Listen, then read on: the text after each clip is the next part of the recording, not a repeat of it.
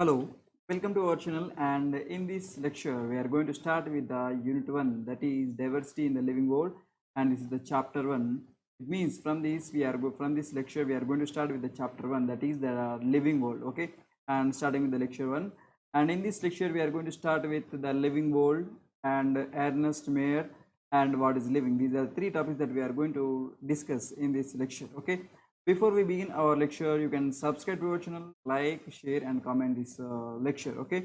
So now let us start about our discussion. The first we'll study about the term biology. So what is meant by term biology? Biology means the sign of life forms and also the living process. Okay.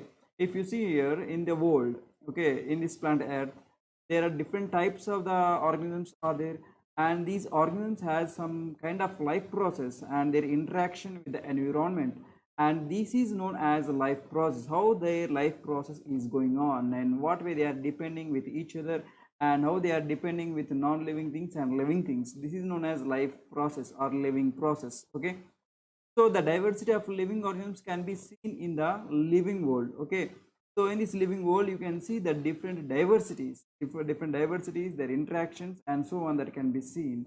And the living world has both animate and inanimate matter. So here the matter is of two types, that is animate and inanimate. So what is meant by animate and inanimate?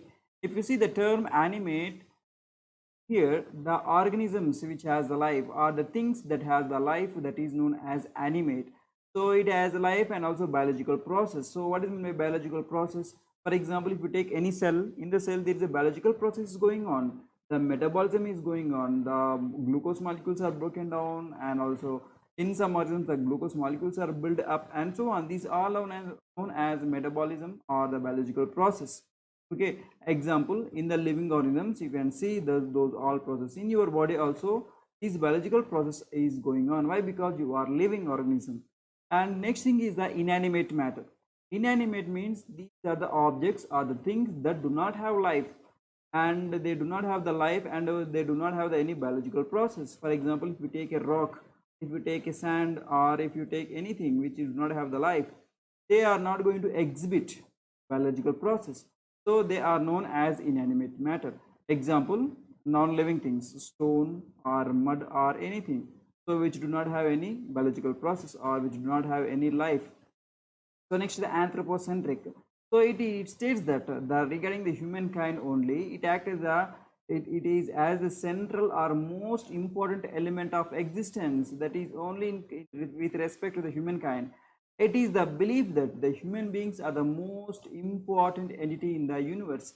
So here it is not any some religious thing or anything. It is about the science. It is about the biology. So it is going to think that the humankind is only the central and most important element of the existence. Okay, and systematics and monumental description of the life forms brought in for the identification, nomenclature and classification which became more necessary. Okay, or which became more necessary. So the organisms share similarities among them with both horizontal and vertical, hence they are related to each other. So we are going to discuss about these terms, all these terms in the next coming chapters. And next is a scientist known as Ernest Mayr. So between the year 1904 to the 2004 in the Germany. Okay.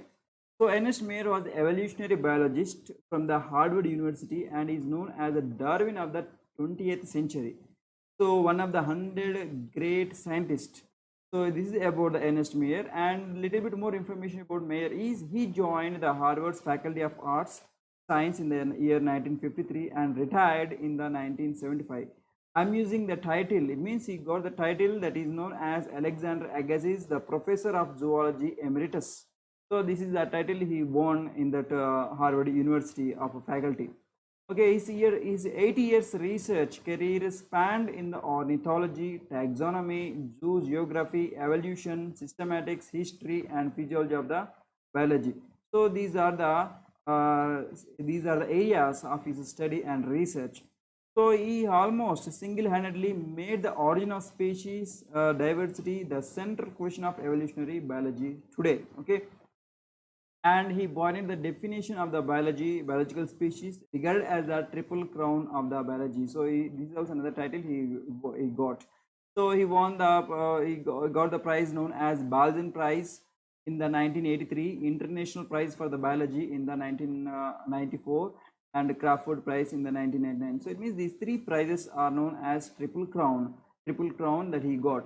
So the mayor died at the age of 100 in the 2004. Okay, and next is the after the little bit information after the scientist Mayer, Ernest Mayer, we will move to the next topic that is known as chapter 1, the living world. So from here the real chapter starts. So it is the living world, it is completely based on the few aspects.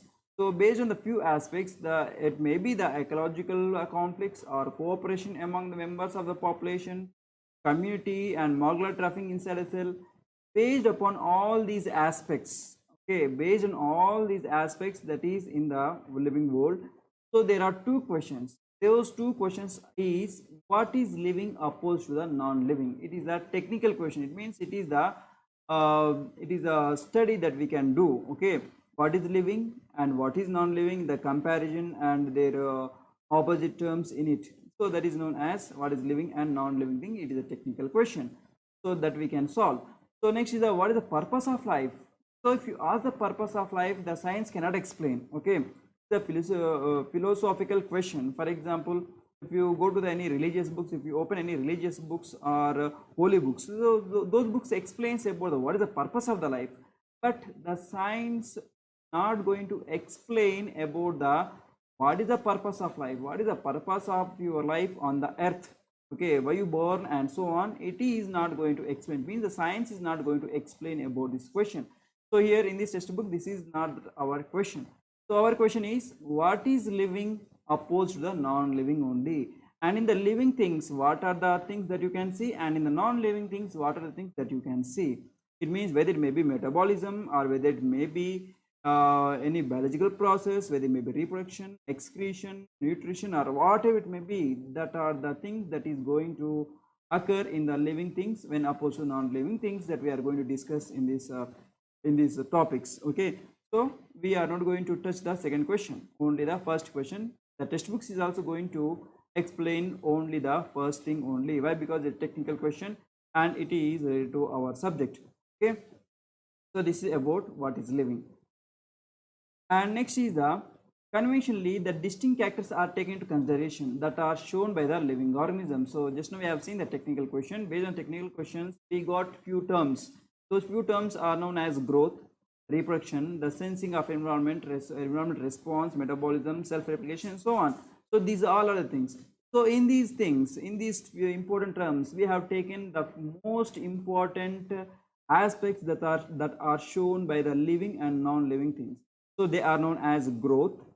So the growth will be shown in the living organisms, but also some non-living things also shows a growth, and reproduction, metabolism, cellular organization, consciousness. These all are the terms we are going to discuss one by one, with respect to the living things and non-living things. What are the terms that are going to support the living thing and non-living thing? And what are the things that are not going to support the living things, non-living things, or both, or single one? Okay, that we are going to discuss from the next lectures. And I hope this lecture is helpful to you. And if you haven't subscribed to our channel, subscribe to our channel. And your subscriptions helps us to produce more content like this. And you can like the video if you like, and share, and also comment. And we will discuss the next topic in the next lecture. Okay.